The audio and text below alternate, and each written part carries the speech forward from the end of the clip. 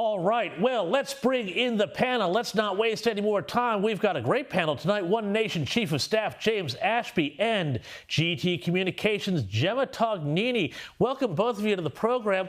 I want to talk about local issues here first, particularly those inflation numbers today. Now, Labor's hopes of a pre-election rate cut hangs in the balance following the latest inflation data out today.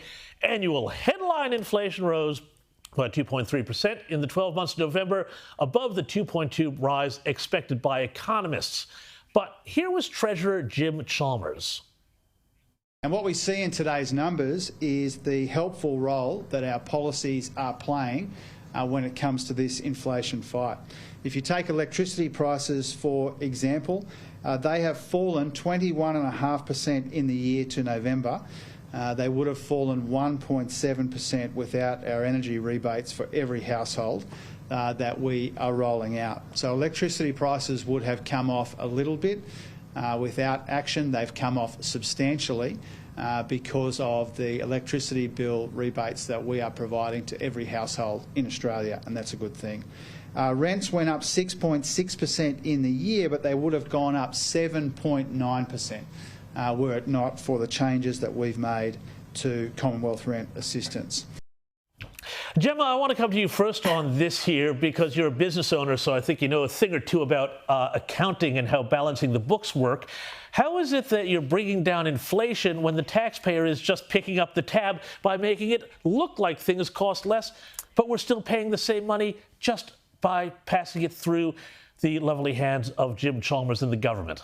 Explain this to me. This is the point. This is the point, James, at which I think Australians need to be reminded again that Mr Chalmers has a PhD in Paul Keating.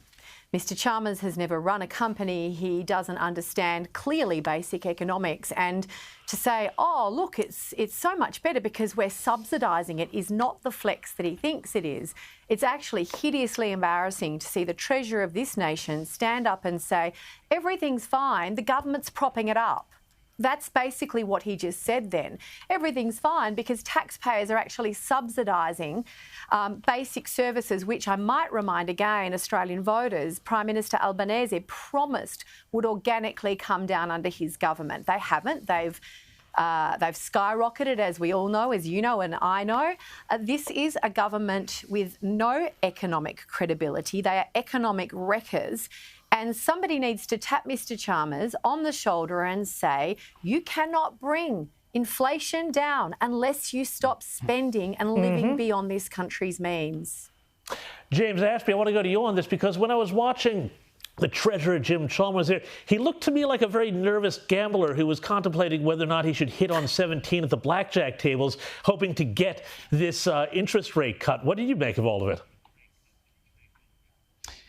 Well, Dr Chalmers hasn't been completely honest with the Australian people in his discussion today. The simple fact is the wholesale price of electricity may have come down, but the ACCC only last week said that the majority of households and businesses are paying way beyond what they should be for their electricity prices, and they're encouraging households to actually pick up the phone, have a conversation with their provider and try and bring those prices down. Consumers shouldn't have to do that, not in a modern economy. But getting back to that fact about Jim Chalmers saying that inflation may have come down, the truth is I think he's giving a lot of homeowners in particular or investors false hope in the belief that he and his government under Albanese can bring down interest rates.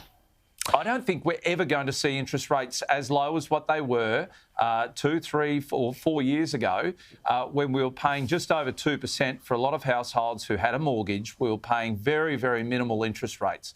But I think if you have a look at historical data, I think these interest rates are here to stay, regardless of whether we bring inflation down. I think the RBA are going to be reluctant to bring those down. So the false hope that this government or even an opposition may bring to people in this country that they are capable as a government of bringing interest rates down is a red flag to any voter moving forward.